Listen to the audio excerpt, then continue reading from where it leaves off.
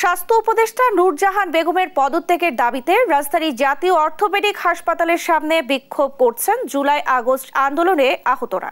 এদিকে রাতের মধ্যে অন্তর্বর্তী সরকারের তথ্য প্রযুক্তি উপদেষ্টা নাহিদ ইসলাম, যুব ও ক্রীড়া উপদেষ্টা আসিফ মাহমুদ, স্বাস্থ্য ও পরিবার কল্যাণ উপদেষ্টা নূরজাহান বেগম ও সমাজ কল্যাণ উপদেষ্টা শারমিন মুর্শিদকে অর্থোপেডিক হাসপাতালের সামনে উপস্থিত হবার আলটিমেটাম দিয়েছেন আন্দোলনরত আহতরা।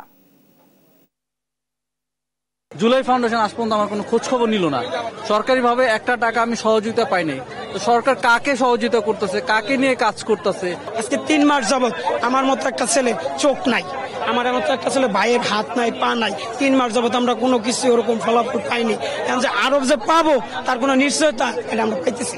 ওনারা যা হয়েছে একমাত্র আমাদের কারণে হয়েছে। আমরা যদি আজকে রাস্তায় না নামতাম, আমাদের শহীদ ভাইরা যদি রক্ত না দিত, আমরা যদি আহত না হইতাম, ওনারা কখনো কিন্তু এইসব জায়গায় আইসা পৌঁছাইতে পারতো না। তো ওনারা এই সমস্ত জায়গায় আইসা যদি আমাদের ভুলে যায়, তাহলে সেটা মনে করবো আমাদের রক্তের সাথে সুস্পষ্ট বেমানি।